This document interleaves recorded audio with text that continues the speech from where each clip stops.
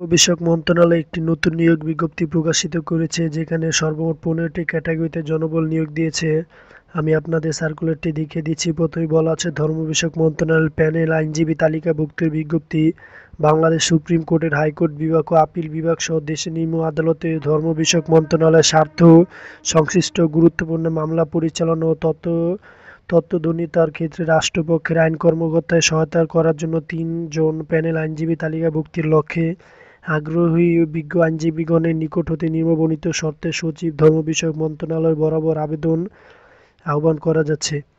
তো ভিউয়ার্স, এখানে আপনার শিক্ষাগত যোগ্যতা অন্যান্য অভিজ্ঞতাগুলো সার্কুলারটি ডাউনলোড করলেও দেখে নিতে পারবেন। তারপর বলে দিচ্ছি, প্রথমে রয়েছে প্যানেল আইনজীবীগণ ধর্ম বিষয়ক মন্ত্রণালয়ের পক্ষে, এবং 2 নম্বর আছে ধর্ম বিষয়ক মন্ত্রণালয়ে নিযুক্ত প্যানেল আইনজীবীগণ মন্ত্রণালয়ের স্বাস্থ্য বিদ্যমান রয়েছে এবং এমন কোনো মামলা প্রতিপক্ষ হিসেবে শুনানি করতে পারবেন না। তো এখানে আপনারা সার্কুলারটি ভালো করে দেখে নেবেন। 3 নম্বর বলছে প্রতিদ্বন্দ্বিতার দায়িত্বপ্রাপ্ত মামলার অগ্রগতি প্রতিবেদন প্রতি মাসে নির্ধারিত তারিখ সচিব ধর্ম বিষয়ক মন্ত্রণালয় বরাবর দাখিল করতে হবে। 4 নম্বর হচ্ছে ধর্ম বিষয়ক মন্ত্রণালয়ের বিপক্ষে কোনো মামলার রায় আদেশ হলে জরুরি ভিত্তিতে পরবর্তী করণীয় বিষয়ে মতামত লিখিতভাবে সচিব ধর্ম বিষয়ক মন্ত্রণালয়কে অবহিত করতে হবে। 5 নম্বর হচ্ছে অন্য কোনো প্রতিষ্ঠানে প্যানেল আইনজীবী হিসেবে নিয়োজিত থাকলে আবেদন তা উল্লেখ করতে হবে।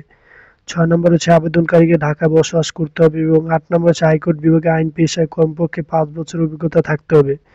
9 নম্বর হচ্ছে নির্বাচিত আইনজীবীগণকে ধর্ম বিষয়ক মন্ত্রণালয়ের সাথে 3 বছরের জন্য চুক্তি থাকতে হবে। তো 10 নম্বর হচ্ছে 11 কোনো প্যানেলভুক্ত আইনজীবী অব্যাহতি গ্রহণ করতে চাইলে 30 দিন পূর্বে লিখিত কর্তৃপক্ষকে অবহিত করতে হবে। 11 নম্বর রয়েছে কোনো প্যানেলভুক্ত আইনজীবী পেশাগত কার্যক্রম সন্তোষজনক না হলে কারণ দর্শানোর ভিত্তি রেখে কর্তৃপক্ষ তাকে অব্যাহতি প্রদান করতে পারে। 12 নম্বর হচ্ছে নিয়োগের শর্তাবলী চুক্তিপত্র দ্বারা নির্ধারিত হবে। তো ভিউয়ার্স, এখানে আপনারা দেখে নেবেন। সর্বশেষ রয়েছে 13 নম্বর, কারণ দর্শানোর ভিত্তি রেখে কর্তৃপক্ষ আবেদনকারী আবেদন গ্রহণ বা বাতিল করার অধিকার সংরক্ষণ করে। প্যানেল আইনজীবী নিয়োগের বিষয়ে কর্তৃপক্ষের সিদ্ধান্তই চূড়ান্ত বলে গণ্য হবে।